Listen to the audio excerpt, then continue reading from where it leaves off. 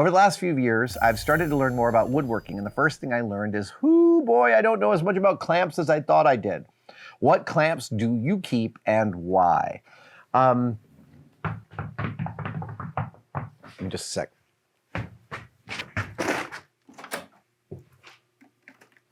Oh, okay. Oop-ba-ba-cha.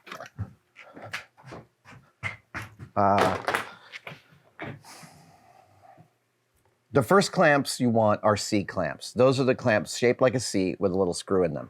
You cannot have too many of them. And in general, with clamps, the number of clamps you want in your shop is however many clamps you have plus at least one.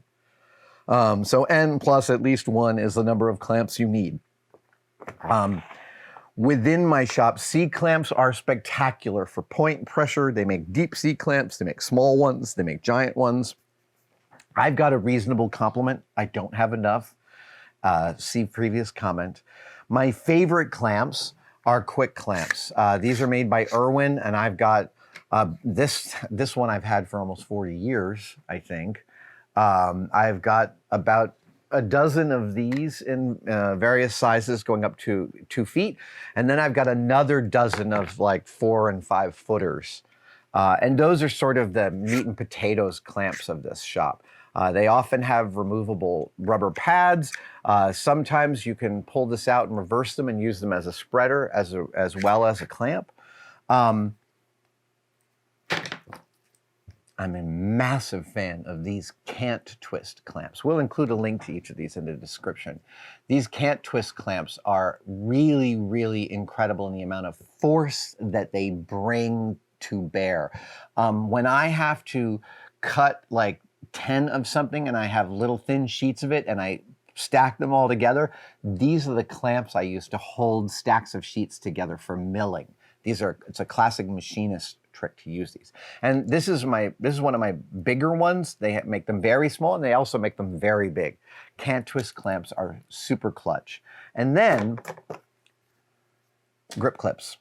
Again, you can't have too many of these. I have probably 25, and this is like a classic film style one, a classic one.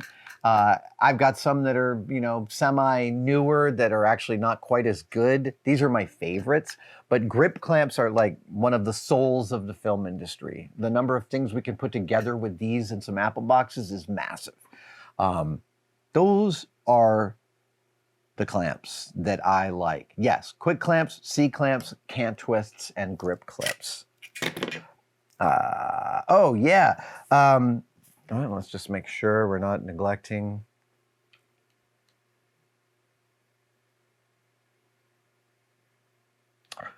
Okay, let's see here.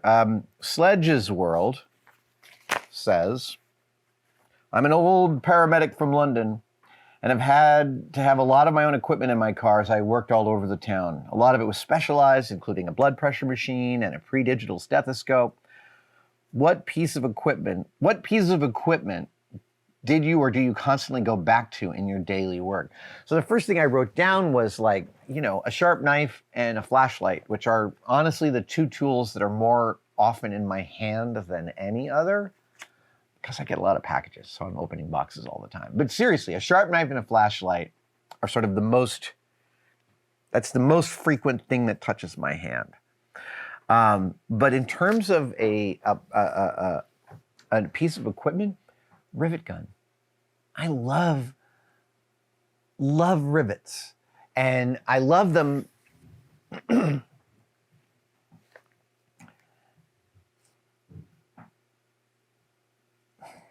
I went to grade school in the 70s, and they still had home economics back then. And I know a lot of men who grew up at that time and went to schools in which home economics was sequestered by gender.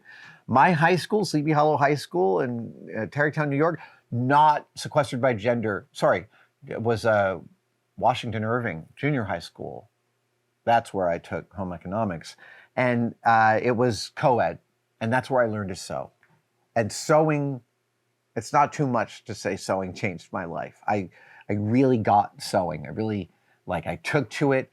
My brother My brother had a girlfriend at the time, and I gave her this pillow that I made back then. She still has it. It still exists. And what my brain liked was sewing was this way of making planar forms meet in strange ways. You could make compound curves with it by making many, many, many small attachments. That's what sewing is to me, right? It's the many hands make light work as an attachment method.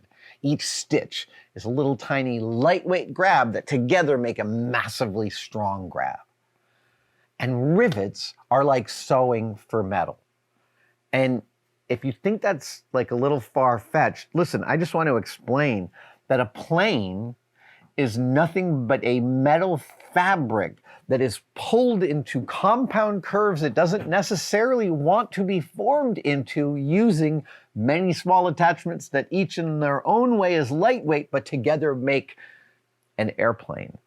So rivets is also the first exotic process that I learned. My dad and I, I've told the story so many times before, just the TLDR in 1981, Excalibur came out. I went and saw it, John Borman's film, and my dad and I made a set of cardboard Arthurian armor, which I wore to school that year, 1981. And in 1982, I made another suit of armor with my dad, and this is where he introduced me to roof flashing, like aluminum, the stuff you surround your roof parts with to make sure that water doesn't get into your house.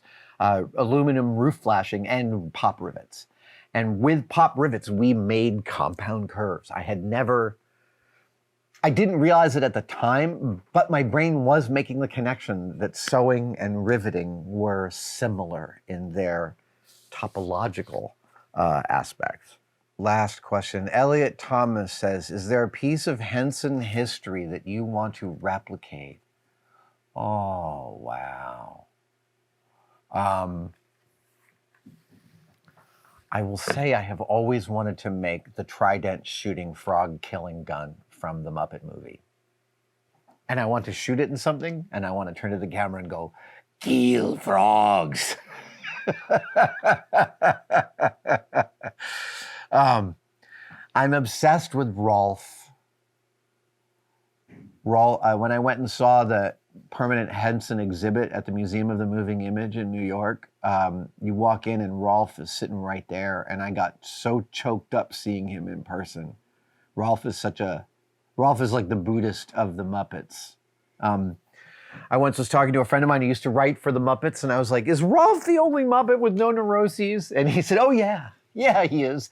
That's why you have to make him the bartender, because he's really hard to write for otherwise. I love insights like that. We recently had some Henson alum here, including puppet makers who had worked on the original series and made Waldorf and Statler and Miss Piggy. I'm in awe around those folks. One of the earliest questions I got on the live stream today, one of the questions I got in the live stream today was, is there a film you wish you'd work on? Yeah, you know what? I spent a day on set filming with the Muppets, and I would cut off one of my pinky toes for a few more of those. Not really, but like, what my friends who worked on the Muppets tell me is that back in the day, when Jim was going and he had all his power and all of his love, they were just on set to make a movie, and they would finish when they knew it was right. And that sounds intoxicatingly great. And that's what you should do with power when you have it. This is like create a circumstance under which creative people can reach the fullest potential of their brilliance and give them all the resources. That's what I feel like the Henson Company has been doing all of these years. And I would love to go back in a time machine and be useful to them in the early 1980s when I was but a young pup. Thank you for watching. I wanted to talk to you about Tested membership. The Tested members are a key community that we find really, really remarkable. That's very separate from Tested and from YouTube. The Tested members, they buy each other memberships during our live streams. So if you're wondering whether to become a member, watch one of our live streams and someone may just give you one. It is hard to overestimate how much the tested members actually make possible on this channel. They give us a lot of wiggle room. They give us a huge amount of feedback.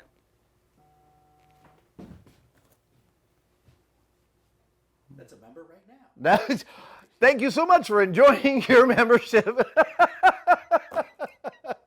For everything you need to know. And for all the members out there, thank you, thank you, thank you.